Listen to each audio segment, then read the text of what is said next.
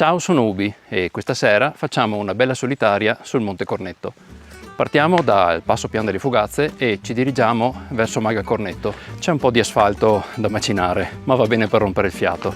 Successivamente ci lasciamo sulla sinistra il bivio per il Museo della Prima Armata e imbocchiamo la strada del Re, che ci porterà fino al bivio per il Sentiero dell'Emmele. La strada del Re non è più transitabile, ma un tempo si poteva raggiungere in auto il rifugio a Campogrosso. Successivamente c'è stato il crollo di uno dei tornanti ed è stata interdetta al traffico. È stato parzialmente ricostruito il passaggio con il localmente famoso ponte tibetano in corde d'acciaio, che noi questa sera non vediamo perché giriamo prima.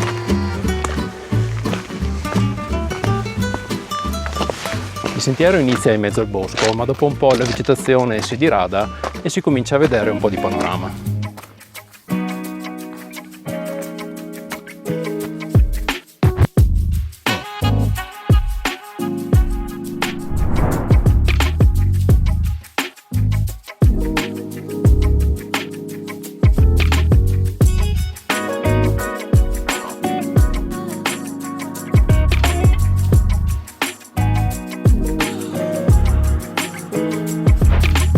E così, dopo circa 500 metri di dislivello, arriviamo alla selletta dell'Emmele.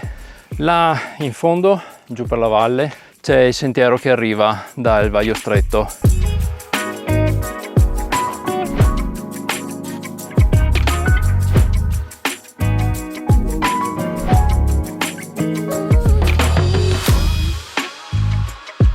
È un sentiero molto bello da percorrere, però ha dei tratti attrezzati, ci vuole un po' di esperienza e adeguata attrezzatura, per cui occhio. Qui adesso il sentiero si inerpica più ripido ed è sostenuto da tutta una serie di muretti a secco. Siamo alla Forcella del Dente Rotto e adesso ci dirigiamo verso la Forcella del Cornetto. Adesso siamo arrivati alla Forcella del Cornetto. Da qua arriva il sentiero di arroccamento del Sengio Alto, mentre di qua sale la catena che ci porta fino in cima a Cornetto.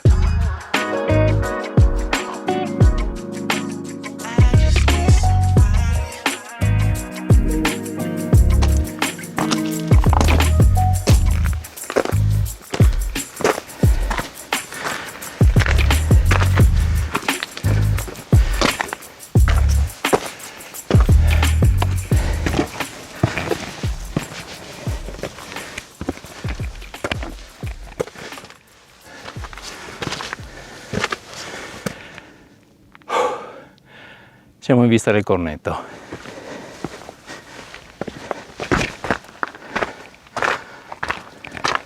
Comunque il sentiero dell'Emmele lo devo rivalutare perché è veramente una figata. Ed eccoci arrivati in vetta al Monte Cornetto. Siamo arrivati anche con un po' di margine sul tramonto.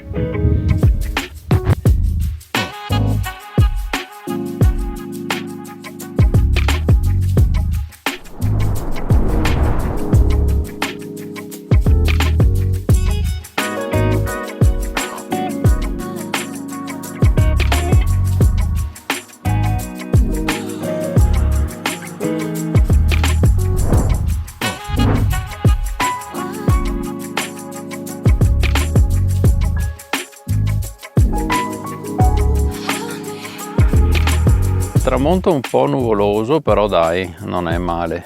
Finché avanza un po' di luce comincio a scendere verso le sellette di nord-ovest, così mi risparmio di usare la lampada. Con il caldo del fondovalle fa sempre strano sentire l'aria che pizzica quando va giù il sole. Siamo alla selletta nord-ovest. Qua si può scegliere se andare direttamente al passo oppure andare per le Malghette. Direi che possiamo tornare per le Malghette, è più rilassante. E a quest'ora sotto gli alberi comincia a vedersi poco, quindi la lampada torna utile. Siamo arrivati a Malga Boventhal, ma ha tutta l'aria di essere chiusa. È anche vero che sono le 9:15. Pur vedendosi ancora un pochino, preferisco procedere con la pila accesa per evitare le boasse. Bene, siamo atterrati sulla strada che unisce il Pian delle Fugazze al rifugio Campogrosso. Essendo questa strada morbosamente pallosa ve la risparmio e vi do appuntamento sperando al prossimo video. Ciao!